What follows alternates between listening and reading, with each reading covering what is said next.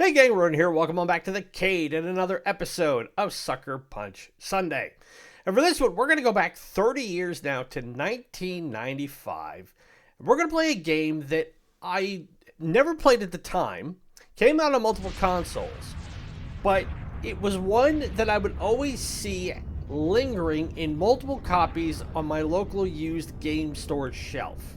And whenever I saw titles like that, and we've highlighted similar ones to this in the past, it's always been an indicator to me that one, it wasn't a well-made game, two, it didn't sell well when it was first launched, and three, it's not going to have a very long and illustrious time in the public eye when it came to video games, especially at a time when fighting games were still the big dogs in the medium.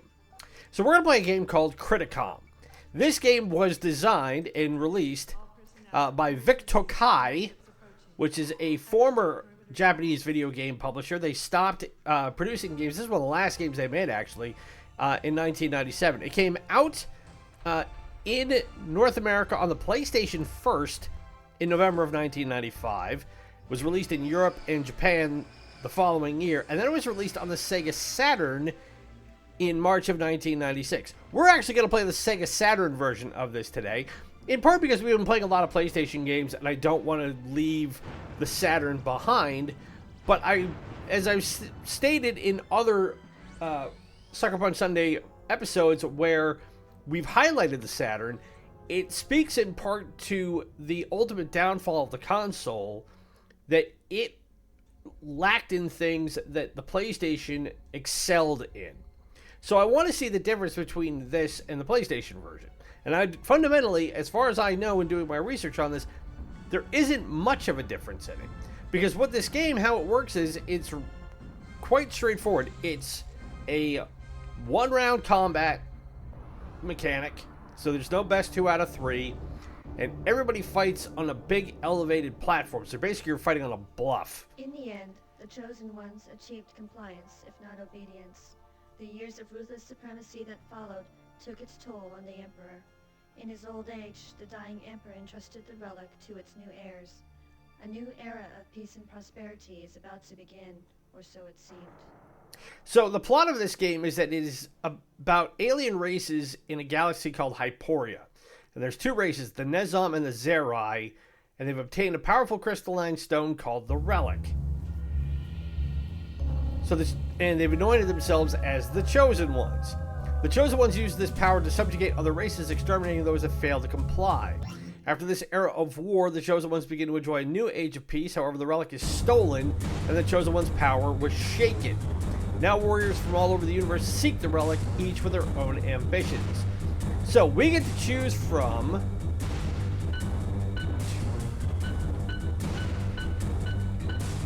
So we get to choose from 8 different characters of different alien races. And I am just going to go and pick... I don't know. I'll pick Yenji. Yenji looks cool. And we're going to take on Exene. Yenji, survivor of the Great War, witnessed the murder of her family by the Chosen Ones. She has devoted her life in ending their reign.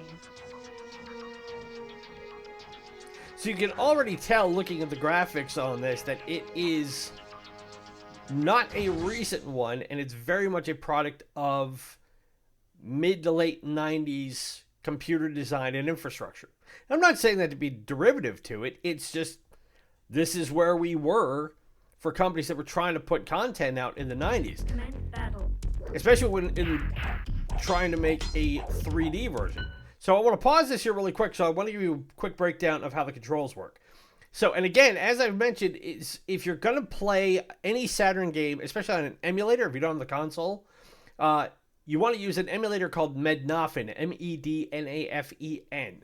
It's the hands down the best emulator that I know of to use Sega games, Sega Saturn games, in order to play them on your computer. But you also want to install a secondary edition, an extension called Mednafe, M-E-D-N-A-F-F-E. What that will do is it will help you calibrate your controller so it can play on either a USB-compatible PlayStation, Xbox, third-party controller, whatever. If you don't use that extension, it makes playing these games a lot harder. So I just want to remind you of that if you want to try this game out, and you may or may not by the time we're done here. So other than that, you have your basic punch and kicks. So you're using an Xbox controller, your X button and your Y button are your punches, your A and your B are your kicks. Your joystick does work if you use the NAFA extension, so you can up is jump, back is your block, and then you move as you need to. But because this is in a 3D arena, supposedly, as I've already been hit a couple of times.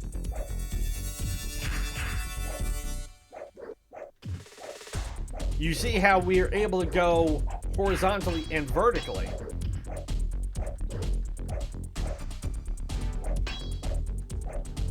Now, you can win a couple of ways. You can either knock your opponent out of the ring, you can deplete them of their life, which is the obvious way to go. Ow.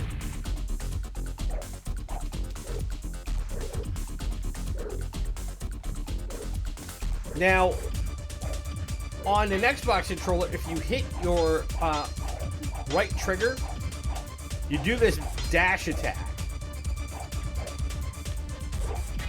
That one right there. But you have to be careful, because if you go too far near the edge of the arena, you can dash yourself right off the cliff, and it's an automatic loss. Now, as you can see, the graphics are really stodgy. You have the background stuff, but it's not very well lit. It's not very colorful, aside from the characters. So we got 7-6, so we're about to run out of time, and we are likely going to lose this fight. Want some more? Player 2, triumph. So we lose that fight, and we'll try it again. Commence battle.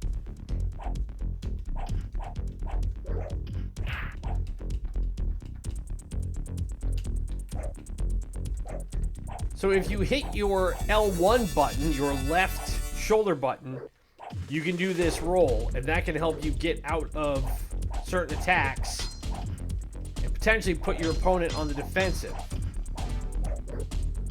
But there are, as far as I can tell, no special attacks.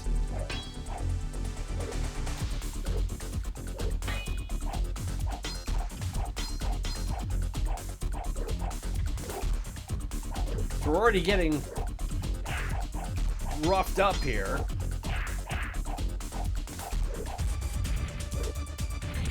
Oof. And you see that there are 2 health bars. So you have to whittle them down. Similar mechanic to Last Blade and Last Blade 2 for the Neo-Geo.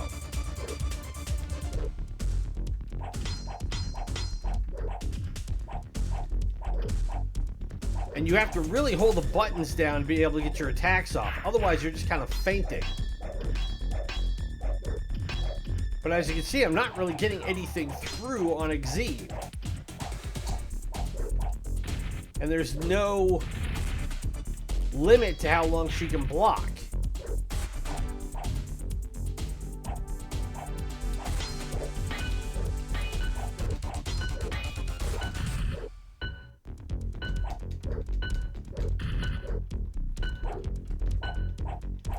And we're going to lose this one. Player 2, triumph. So I'm just going to let this wind down so we can pick a different character. But when this game was released in 95/96, it was not very well received, and you may find out fairly quickly why. IGN gave it a 3 out of 10. Next Generation gave the PS1 version 2 out of 5. The Saturn version was rated 4 out of 10 by both Sega Saturn Magazine and Saturn Fan, both Japanese publications. The only one that gave it a really favorable review was Play Magazine. They gave it 87%. And PlayStation, the official magazine, gave it 7 out of 10.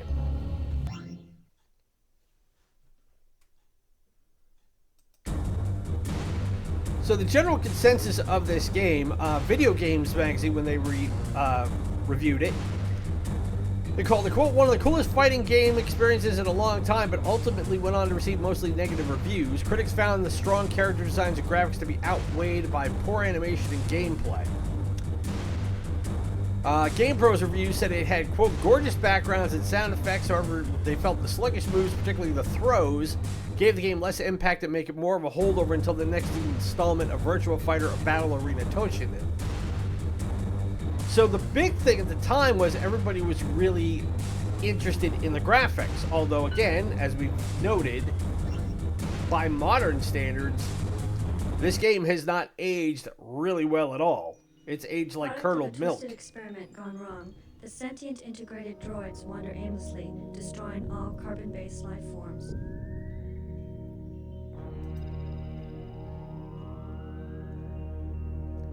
When GamePro did their review of this game for the Saturn in July '96, they called it the worst fighting game of the year, stating that compared to the PlayStation version, it has even slower gameplay, choppy, simple graphics, and no chance of being any fun.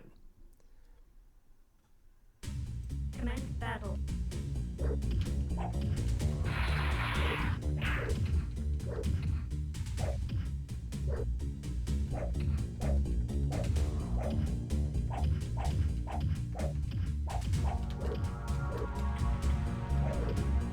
So the fact that, yeah, we're not able to hit, but Demonica can jump on us.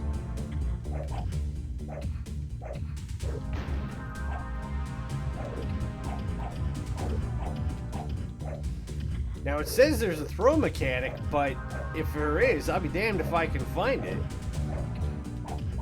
Going between punches, kicks, rolls, and jumps, and trying to do heavy attacks.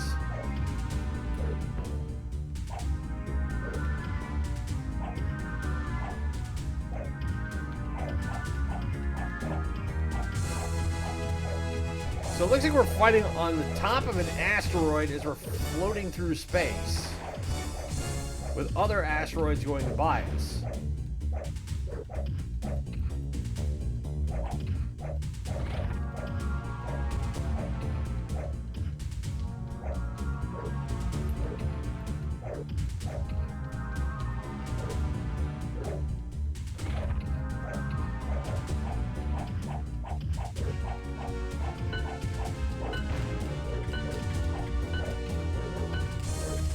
I'm trying to whittle her down, but we're not getting anywhere. So again, we're gonna run out of time, and she's gonna get the win Player 2, triumph. because we weren't able to take enough of her life away. Commence battle.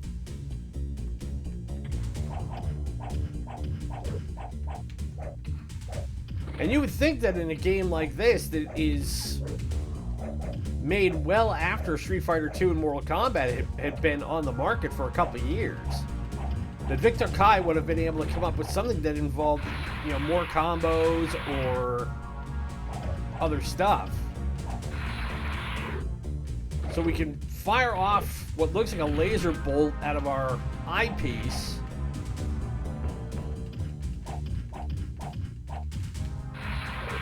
But she's blocking it, and we're not doing any damage.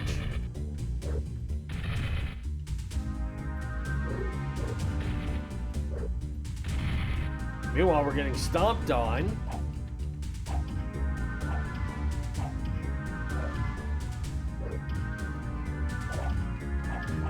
We're almost getting out of the ring here. Can we stay in?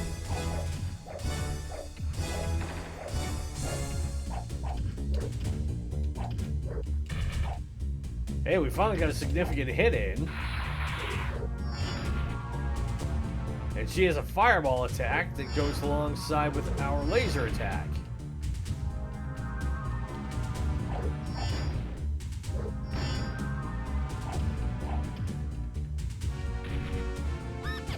And she just totally took us out. Commence battle. Alright, let's try one more time here.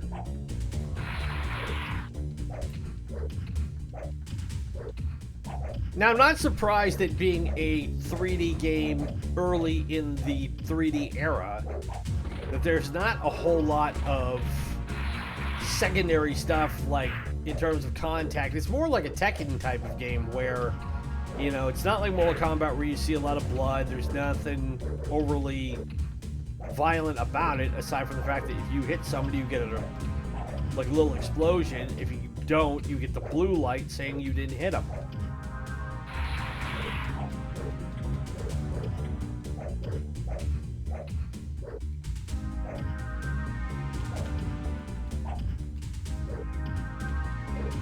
Good way to fight. Hands down, face presented.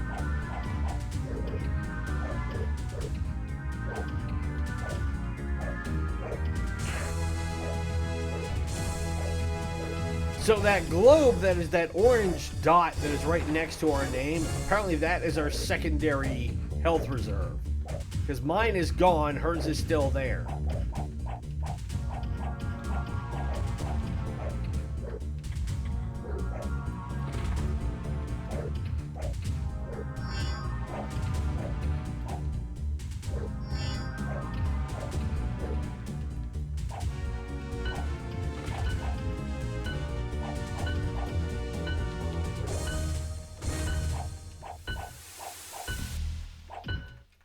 You would think a guy this big would have more reach on him, but Sid had nothing. Alright, so we'll let this one spin down, and we'll try one more fight and see if we can actually win a contest. Because we haven't won anything yet. Now, this game did get a little bit of accolades. Game Players magazine co-awarded Criticom with the best intro sequence of the year in 1995. It shared it with Panzer Dragoon, which is another Sega title. Kronos Digital Entertainment, which was the company that helped create this game, their next fighting game, Dark Rift, was originally announced under the title Criticom 2. But ultimately they chose to go in a different direction.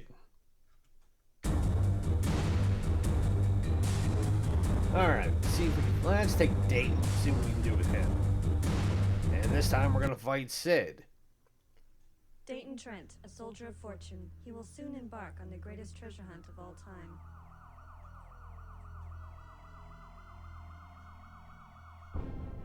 Criticom initially had a comic book character license, and Sony Computer Entertainment was going to be the standalone publisher. But as the game neared the end of the design phase, Sony took the license from Kronos, gave it to another one of their European subsidiary companies. But rather than completely abandon the work, Kronos opted to create new characters and shop the game to other publishers, which is how Vic Takai got brought in. Now, Vic Takai, again, was a Japanese electronics company, and they've gone on to do a lot of stuff with internet and streaming and stuff like that in Japan. But starting in the early 80s, they got into designing video games. And we've highlighted a couple of their other titles that they've done, primarily on the NES. One of them was Golgo 13 Top Secret Episode, which we did for a WTF Wednesday a while back. But they were never a company that was thought of as making really high-end, top-tier games. Some of the stuff they made was good. Like, they made a game for the NES called Clash of Demon Head, which ended up being a really popular and very unconventional sort of adventure game. Sci-fi, action. I'm not sure you can call it an RPG, but I'm going to back this, see if I can back up Sid enough and knock him off the edge here. Oh, he actually picked me up and threw me, and he turns around and drops me. Wow. So somehow he was able to do the throw where he just picked me up, spun me around, and dropped me off the side of the cliff. That was cheap.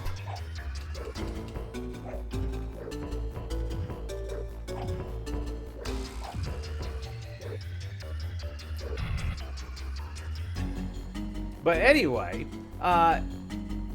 most people nowadays, if they know anything about the game Clash of Demon Head, they probably know it as a reference in Scott Pilgrim vs. the World, which is still a movie and a comic series that I enjoy to this day. But on the whole, Vic Takai's games library is pretty subpar. And this is right up there with being one of them.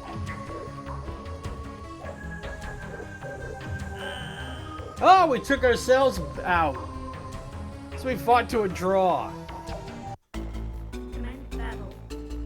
I would have actually won that fight, too.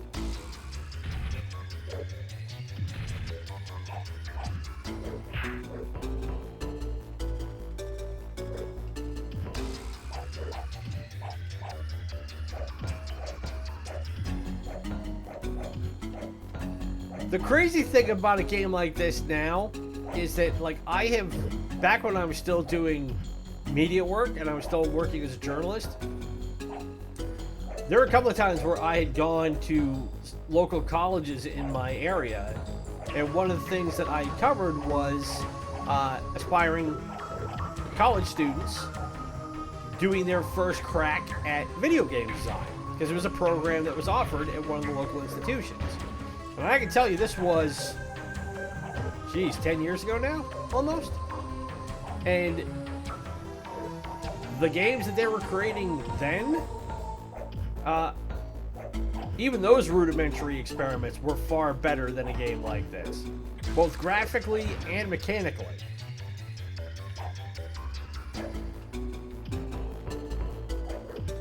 So Dayton looks like he's got this 4-hit combo where he goes one way. It's like windshield washing it. But he gets him to back sit up. And now I gotta be careful because I'm right near the edge. We only got 9 seconds to go, but we're close. Can we actually win this one?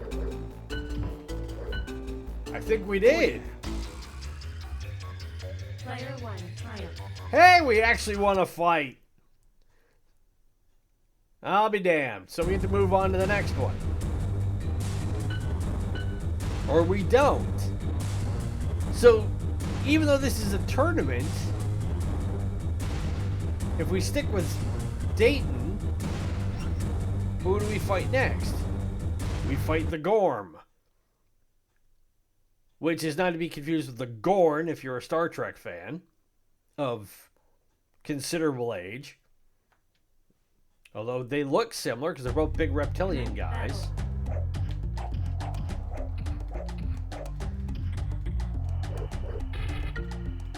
It looks like he's got a spear.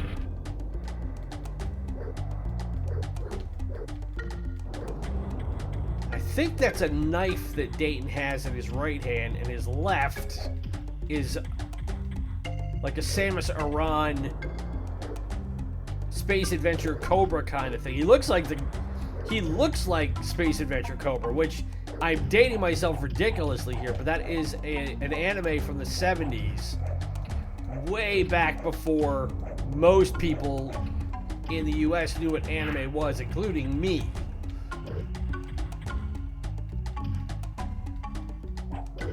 And it's, I want to say, a bit of a risque title, if you ever looking to check it out. Oh, we fought to a draw again. But if you Google Space Adventure Cobra, you will find that the main character looks a lot like Dayton. He's got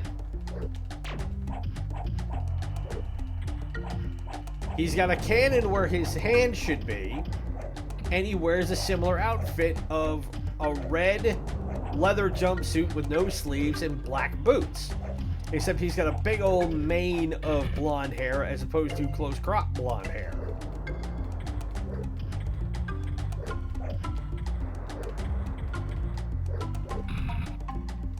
See if I can knock him out of the ring here and get a definitive win.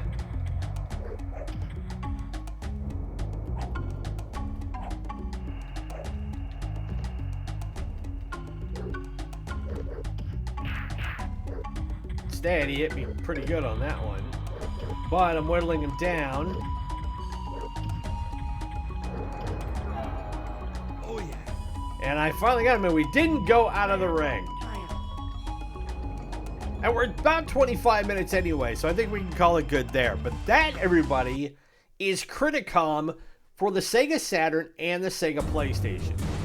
Now, question 1. Is this a good game? I think I'm not speaking out of turn here, and I'm not being hyperbolic when I say emphatically, no. It's not a good game. Like most things, you have to think of that contextually. In 1995, the graphic capabilities of games like this were not great because the 3D mechanics and tools that game developers had at their disposal, while it was stuff that companies like Namco and Capcom and Midway and Activision and all the big gaming companies back in the day could utilize to much greater effect. Smaller companies like Chronos and Victor Kai just simply didn't have those resources. So it was really easy to spot which games were going to be standout titles 30 years ago and which ones were going to be like Criticom and going to languish on gaming shelves in perpetuity. You can't necessarily say the same thing about Nintendo games in the 80s, or even Sega Master System, Super Nintendo, and Genesis games in the early 90s. The line of demarcation was a little bit harder to spot because also at the time we didn't necessarily, while we were looking at certain companies like LJN and ones like that consistently just delivered junk, as the decades rolled along and the technology evolved, you had to be a bit more discerning. What usually helped a lot back in the day was you could rent games from a local video game movie store. So like you go to Blockbuster, you can go to Hollywood Video. If you don't know it, Google it. And along with, while your parents wanted to rent a movie, if you wanted to rent a game, you could rent a game. And they had all these different titles. So it was a way for kids, without telling their parents to go fork out 20, 30, 40 bucks on a title like this. Hey, let me rent it. If I like it enough, then I'll ask for it for my birthday, or I'll ask for it for Christmas. Or if I go mow lawns for a summer, can I buy it? Again, Google that if you're not sure how that worked. But is this a game they could make today? They could.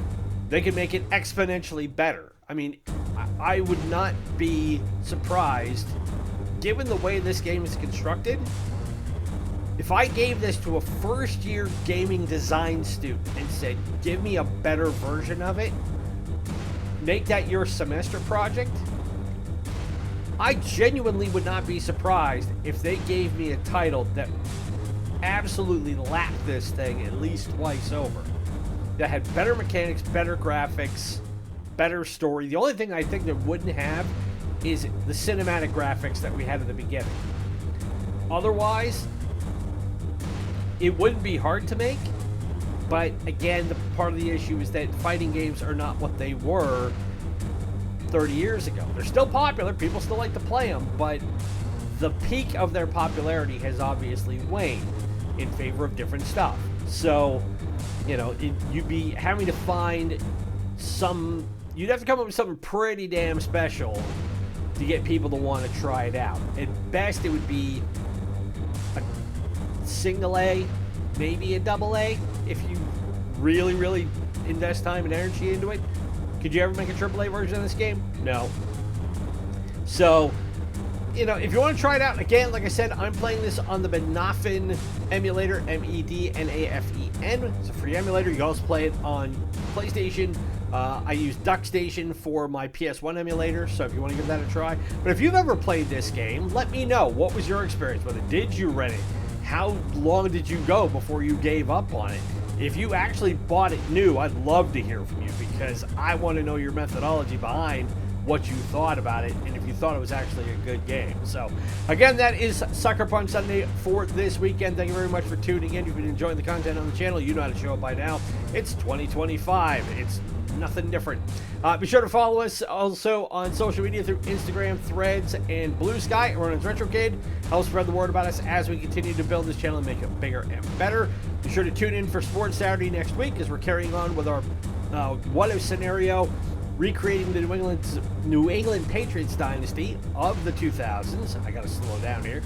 Without the assistance of Tom Brady. We're on a roll in that game, by the way. We won 4 in a row, and we've got a shutout streak that is bordering on historic as we're getting through the back end of Season 2.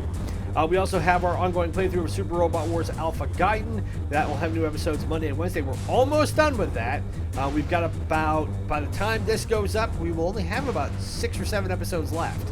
So I'm hoping that by the time we get through February, being the shortest month of the year, then we'll take a little bit of time off in March, do some different content, and then by the time spring is in gear, we will have our next playthrough up and running. So also be sure to check out our back episodes of WTF Wednesday, our one-day playthroughs. We have different playthroughs as well for things like Dark Souls. I did a bonus episode on that. I did Metal Gear 1, Metal Gear 2, Final Fantasy 6. We've got a lot of stuff that we have been able to put up over the past 4 years. And we're 80 episodes now into this series. It still boggles my mind that we've put that much up. But in the meantime, my name is Ronan. It's been great to spend this Suckerpunch Sunday with you. Be safe, be well, happy gaming. We'll talk to you tomorrow as we dive headlong back into Super Robot Wars Alpha Guide. Bye.